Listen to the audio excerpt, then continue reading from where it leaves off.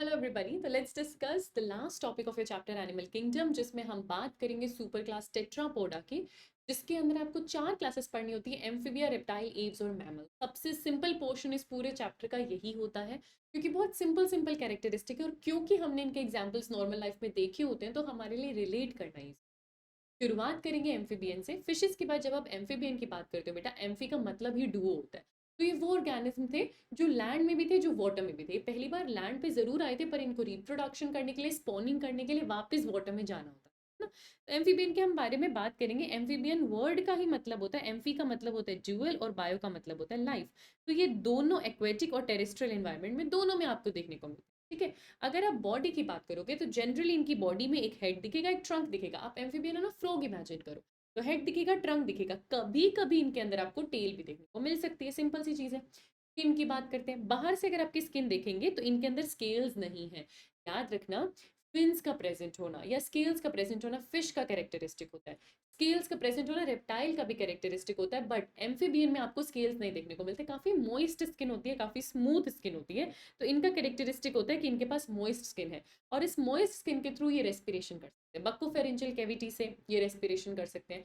Cutaneous ये respiration कर सकते हैं। रेस्पिरेशन के बहुत सारे टाइप है इनके अंदर, है ना। मैं यहाँ पर लिख देती हूँ। देखो, एम्फीबियन जो है वो अपने गिल से रेस्पायर कर सकते हैं, उनके पास गिल्स हैं, वो उससे रेस्पायर कर सकते हैं। सबसे पहली चीज, उनके पास लंग्स है, वो लंग्स से भी रेस्पायर कर सकते हैं। और उनके पास स्किन है, वो स्किन से क्यूटेनियस रेस्पिरेशन भी कर सकते हैं, वो बक्कोफेरेंशियल रेस्पिरेशन भी। ठीक है। तो स्किन से जो रेस्पिरेशन करते हैं इसको आप बोलते हो क्यूटेनियस रेस्पिरेशन। तो वो क्यूटेनियस रेस्पिरेशन भी करते हैं। ठीक है, ये हो गया आपके पास। अच्छा, उसके बाद और क्या फीचर आपको देखने को मिलेगा? इनकी आईज में आईलिड्स होते हैं। आईलिड्स इस चीज को कहते हो बेटा आप, ये आईलिड्स है ना। तो आईलिड्स है, बिल्कुल, ये अपने आईलिड बंद खोल कर सकते हैं, इनके पास आईलिड्स होते हैं। ईयर के नाम पे इनके अंदर टिम्पैनम ना, मिडल ईयर है, एक्सटर्नल ईयर नहीं है। ईयर के नाम पे इनके पास टिम्पैनम है। इनके अंदर एक इंपॉर्टेंट फीचर है कि क्लोएका देखने को मिलता है। फ्रॉग के बारे में आप एनिमल टिश्यू वाले चैप्टर में जब अर्थवर्म पढ़ते हो, कॉकरोच पढ़ते हो, वहां फ्रॉग भी पढ़ते हो। तो फ्रॉग में ना बेटा क्लोएका मिलता है। क्लोएका के बारे में मैंने आपको मेल एस्कैरिस में भी बताया था कि इनमें भी क्लोएका मिलता है। क्लोएका मतलब क्या? जो डाइजेस्टिव सिस्टम की ओपनिंग है यानी एनस, आपके यूरिनरी सिस्टम का जो एक्सक्रीटरी पोर है और आपका जेनाइटल पोर, उन सब वो सब अगर एक कॉमन चेंबर में एक्सटर्नली ओपन करें तो उन्हें आप क्लोएका बोलते हो। तो फ्रॉग का ये स्पेशल फीचर होता है कि उनके अंदर आपको क्लोएका देखने को मिलता है। ठीक है। ईयर की बात कर ली, आईलिड की बात कर ली, क्लोएका की बात कर ली, रेस्पिरेशन की बात कर ली, हार्ट। जैसे फिश में 2 चेम्बर हार्ट होता है, तो आपके एम्फीबियंस के पास 3 चेम्बर हार्ट होता है, जिसमें 2 ऑरिकल और एक वेंट्रिकल। फिशेस भी कॉल्ड ब्लडेड थी, ये भी कॉल्ड ब्लडेड होते हैं, पोइकिलोथर्मस होते हैं।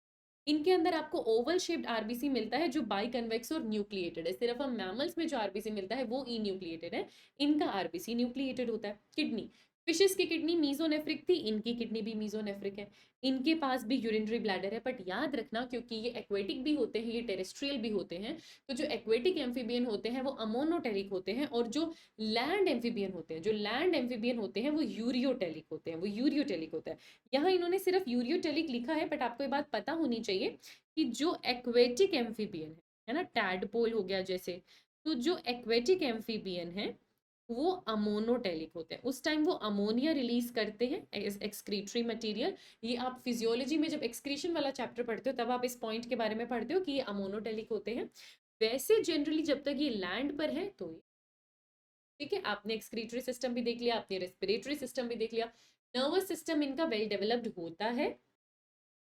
तो क्रीनियल नर्व्स इनके अंदर 10 पेयर होती है। अगर आप नर्वस सिस्टम की बात करो तो इनके अंदर नर्वस सिस्टम में क्रीनियल नर्व का नंबर होता है, जो अलग अलग क्लास को डिस्टिंग्विश करता है। बेटा ये फाइलम नहीं है, ये क्लास है। इनके अंदर क्रीनियल नर्व 10 पेयर्स होती है, 10 पेयर्स होती हैं। ईयर के नाम पर टिम्पैनम है, आईलिड इनके पास प्रेजेंट है, स्किन से रेस्पिरेशन करते हैं। एक्सक्रीशन आपने पढ़ लिया, डाइजेस्टिव सिस्टम कंप्लीट होता है। कुछ स्पेशल फीचर होगा तो आपको बता दिया जाएगा। एम्फीबियन यूनिसेक्सुअल होते हैं, मेल और फीमेल अलग होता है, ये ओवी पेरस होते हैं। आपने फिश में क्या देखा कि जो कॉन्ड्रिक थीस है उनके अंदर वीवी पेरस होते हैं और इंटरनल फर्टिलाइजेशन शो करते हैं, जबकि जो ऑस्टिक थीस होते हैं वो एक्सटर्नल फर्टिलाइजेशन शो करते हैं और ओवीपेरस है। एम्फीबियन में आपको याद हो तो फ्रॉग अंडे देता है बेटा, ओवीपेरस होता है, ओवीपेरस होता है। ये पानी में जाते हैं फर्टिलाइजेशन करने, इनके अंदर फर्टिलाइजेशन भी एक्सटर्नल है। इनडायरेक्ट डेवलपमेंट है क्योंकि हमें पता है टैडपोल लार्वा है और वो बाद में मेटामॉर्फोसिस कर कर एडल्ट में कन्वर्ट होता है। तो ये चीज इमेजिन करना बहुत आसान है क्योंकि फ्रॉग के बारे में हम ये पॉइंट जानते हैं, ये फीचर हम जानते हैं। लास्ट चीज बस आपको एग्जाम्पल याद करना है, प्योर एनसीईआरटी से आपको एम्फीबियन, रेप्टाइल, एव्स, मैमल्स, तो प्योर एनसीईआरटी से आपको याद करना है, कुछ एक्स्ट्रा आपको नहीं देखना है।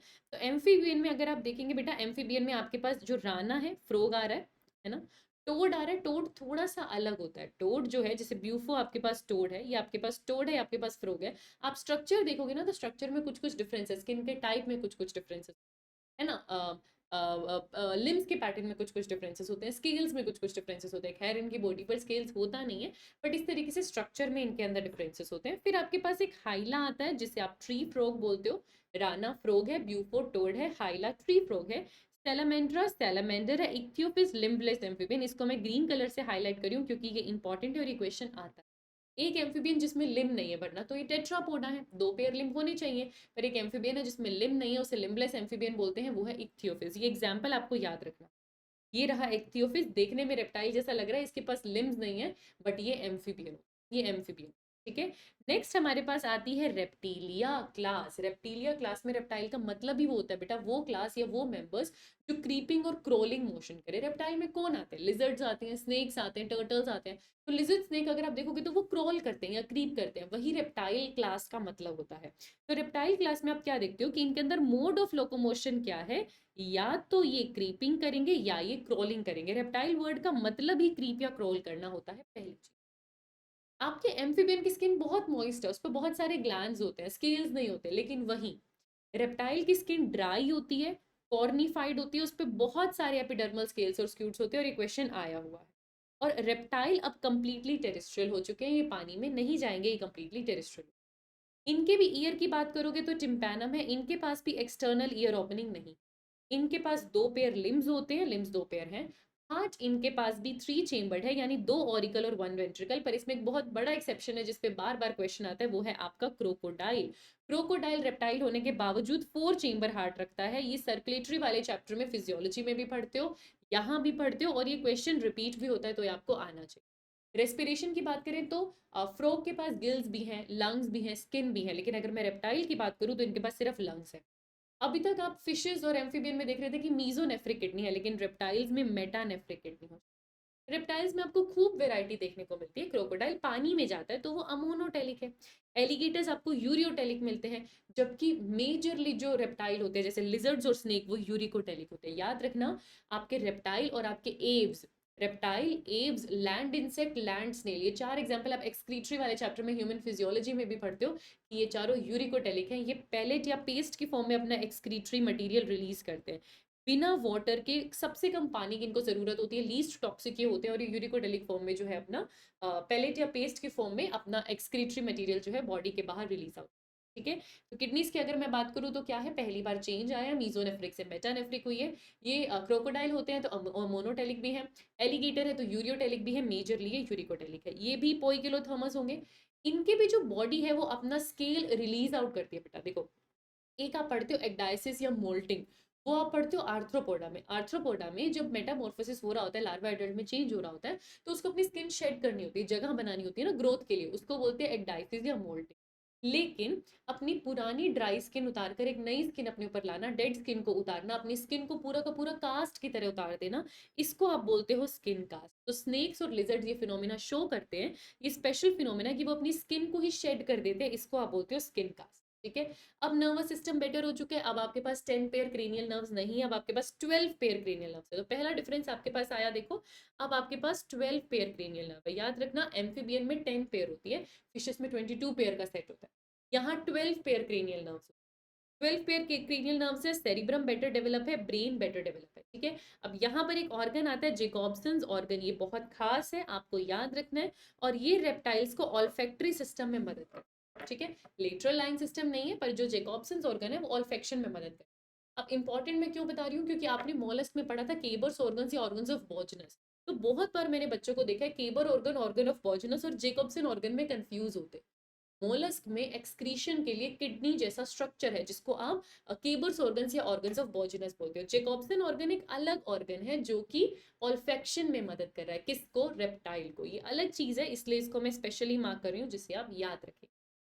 तो आपने हार्ट देख लिया, आपने किडनी देख ली, आपने नर्वस सिस्टम देख लिया, डाइजेस्टिव सिस्टम तो इनके अंदर नॉर्मल होता ही है। लास्ट चीज आपके पास आती है क्या? एग्जाम। तो एग्जाम्पल्स के अंदर उससे पहले रिप्रोडक्शन की बात है। ये भी यूनिसेक्सुअल है जैसे एम्फीबियन थे। एम्फीबियन में एक्सटर्नल फर्टिलाइजेशन था, इनमें इंटरनल है।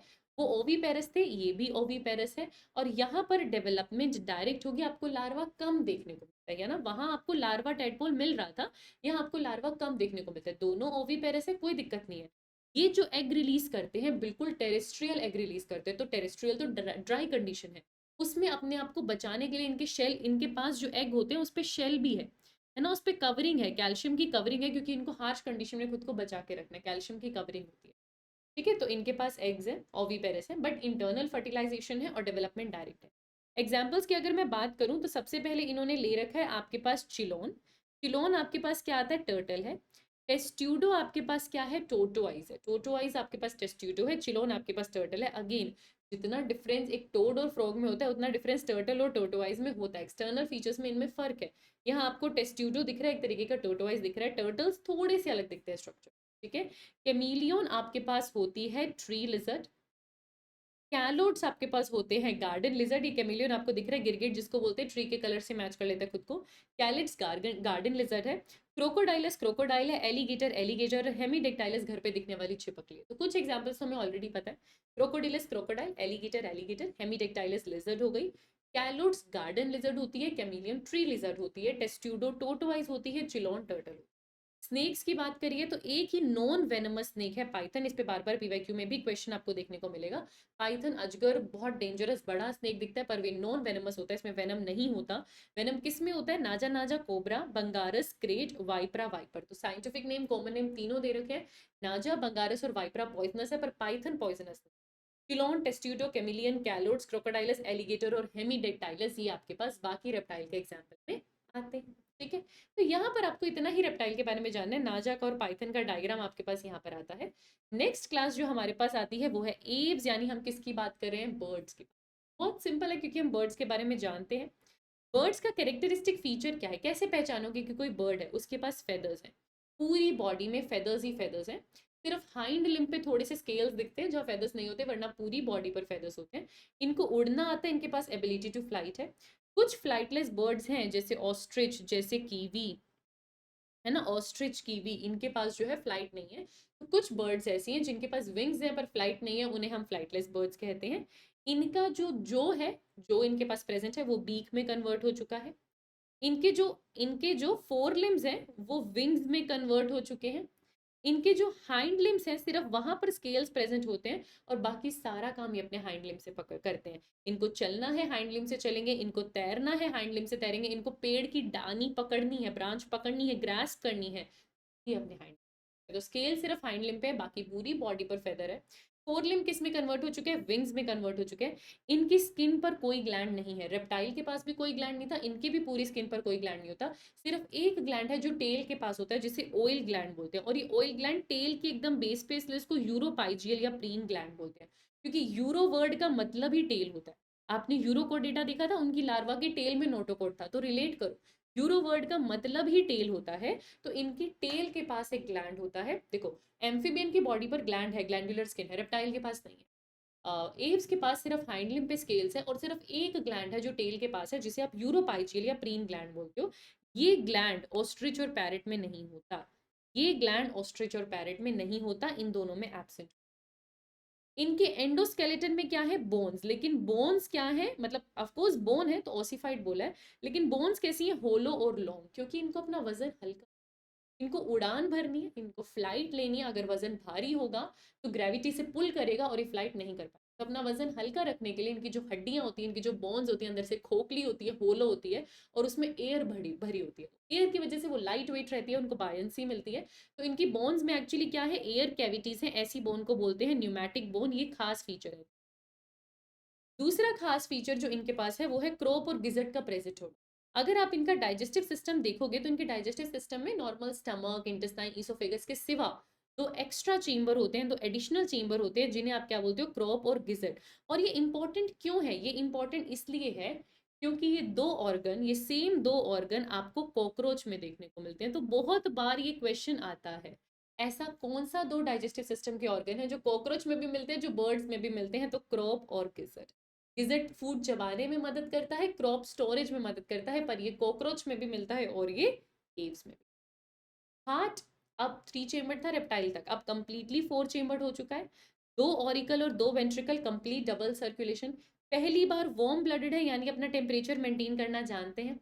रेस्पिरेशन करने के लिए इनके पास लंग्स है ना, लंग्स में एयर सैक्स है, रेस्पिरेशन में मदद करते हैं। इनके वॉइस के लिए इनके पास एक वॉइस बॉक्स होता है जिसे सिरिंग्स कहते हैं ना, इनके वॉइस के लिए एक स्पेशल ऑर्गन होता है, तभी तो कोयल की अलग आवाज आती है, कोयल सी तेरी बोली, तो वॉइस के लिए अलग से इनके पास सिरिंग्स है ना। जहाँ पर हमारा लेरिंग्स है उस रीजन में, वहां पर इनके पास सिरिंग्स होता है जिससे इनकी आवाज आती है। किडनी की अगर मैं बात करूं तो आपने देखा था कि एम्फीबियन तक आपके पास मीजोनेफ्रिक किडनी थी, लेकिन रेप्टाइल में मेटानेफ्रिक किडनी आ गई थी। तो एव्स में भी मेटानेफ्रिक किडनी है। एव्स प्रॉपरली यूरिकोटेलिक होते हैं। एग्जाम्पल्स की अगर आप बात करें उससे पहले, इन ये भी यूनिसेक्सुअल है, ये भी फर्टिलाइजेशन इंटरनल करेंगे, ये भी रेप्टाइल की तरह ओविपेरस है, ये भी रेप्टाइल की तरह डायरेक्ट डेवलपमेंट करते हैं। ये सारी चीजें इनके अंदर बिल्कुल वैसी हैं जैसी किसी रेप्टाइल में होती हैं, बिल्कुल सेम इनके अंदर वैसी हैं जैसी किसी रेप्टाइल में होती है। अब लास्ट चीज आपके पास बचती है एग्जाम्पल। एग्जाम्पल के अंदर देखो, सबसे पहले कौवा, क्रो जिसे कॉर्वस कहते हो, पिजन कोलंबा है ना, पिजन आपके पास आ गया, कबूतर उसे कोलंबा कहते हैं। पैरेट सीटी बजाता है, सिटाक्यूला पैरेट। स्ट्रूथियो ऑस्ट्रिच है। नियोफ्रॉन वल्चर है। एप्टिनोडाइट्स पेंगुइन है। और पैवोक्रिस्टेटस हमारा नेशनल बर्ड पीको। जितनी बार रिपीट करोगे याद हो जाएगा, लेकिन एग्जाम्पल्स याद करना बहुत इंपॉर्टेंट। देखो बर्ड सिंपल है, कुछ कुछ चीजें आपको याद रखनी है, जैसे यूरोपाइशियल ग्लैंड जो टेल के पास है, जैसे न्यूमैटिक बोन, उससे क्वेश्चन आता है। स्टिरिंग्स आपको याद होना चाहिए, इनके पास क्रोप और गिजर्ड है, आपको याद होना चाहिए। फोर लिम्ब से विंग्स बने, आपको याद होना चाहिए, ये ओवी पेरस होते हैं। इनमें कुछ फ्लाइटलेस बर्ड्स हैं जैसे ऑस्ट्रिच, कीवी, ईमो, इनके अंदर फ्लाइट नहीं होती।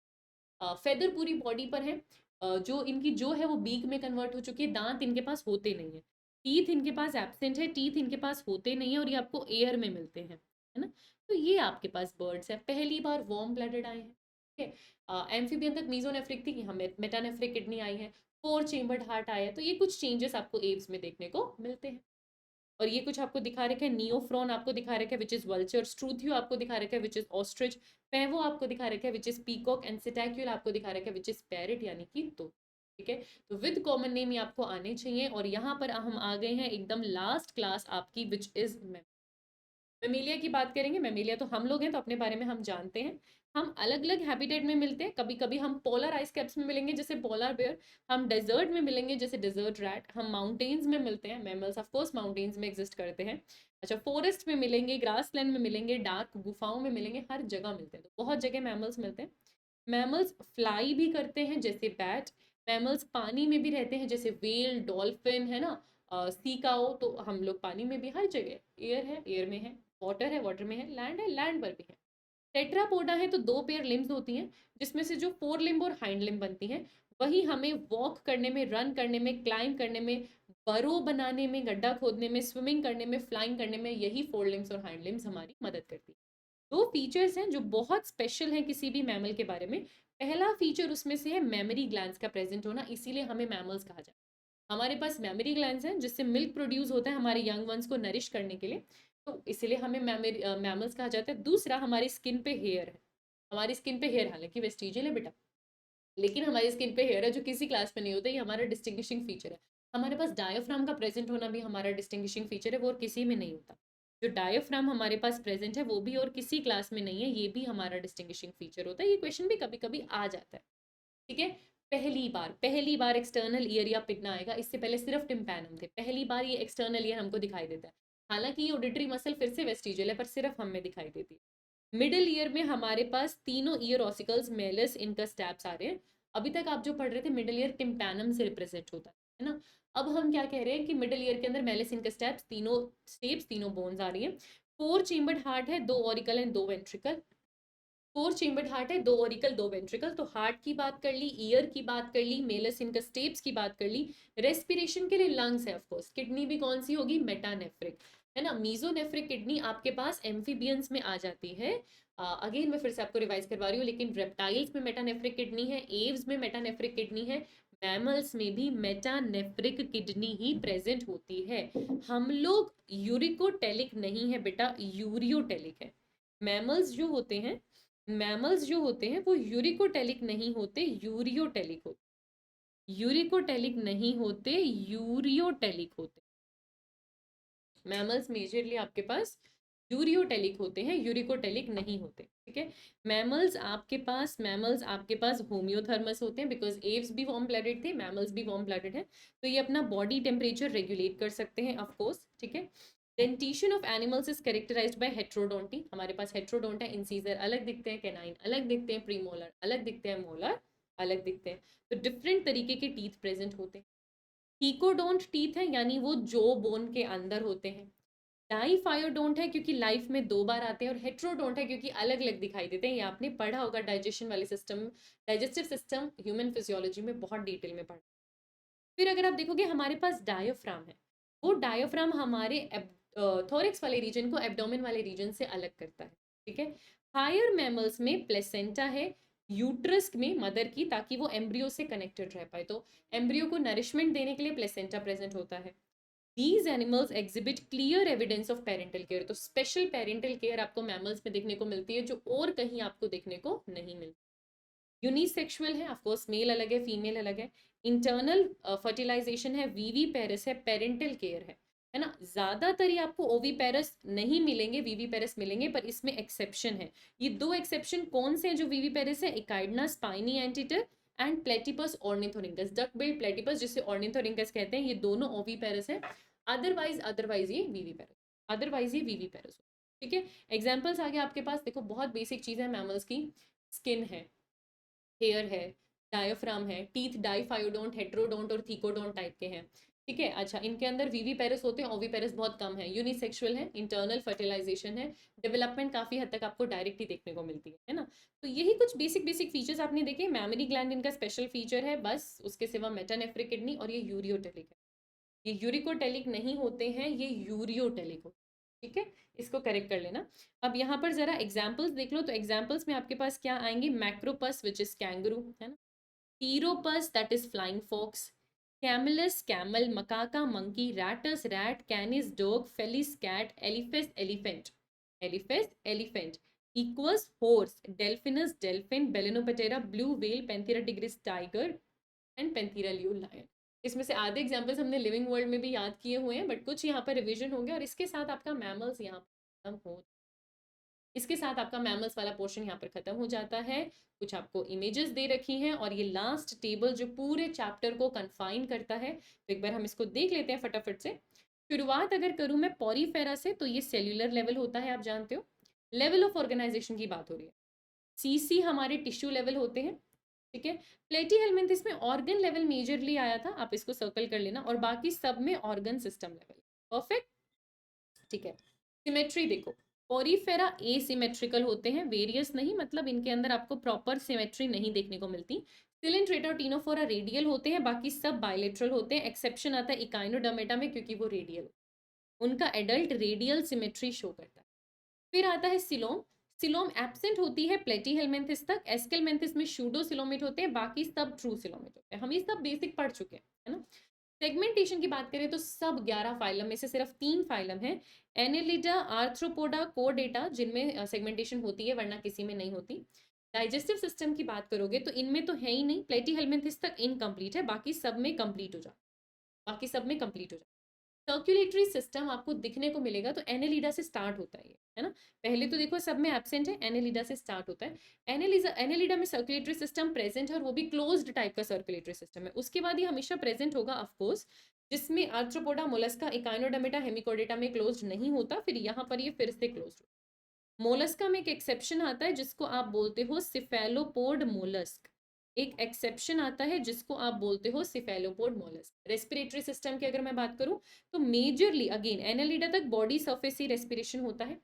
आर्थ्रोपोडा में आपने अलग अलग नाम पढ़े थे, जैसे लिम्यूलस के लिए आपने बुक लंग्स पढ़ा था, है ना। क्रैब और प्रोन के लिए आपने गिल्स पढ़ा था। स्कॉर्पियो स्पाइडर के लिए आपने स्कॉर्पियो स्पाइडर के लिए आपने स्कॉर्पियो और स्पाइडर के लिए आपने बुक लंग्स पढ़ा था, लिम्युलस के लिए आपने बुक गिल्स पढ़ा था, और इंसेक्ट के लिए आपने ट्रैकिया पढ़ा था। तो वहां याद है हमने अलग से रेस्पिरेटरी सिस्टम की बात की थी। तो शुरुआत आर्थ्रोपोडा से हुई थी। फिर उसके बाद आपने मोलस्का देखा तो उनके पास टेनिडिया फेदर लाइक गिल्स आए थे रेस्पिरेशन करने के लिए।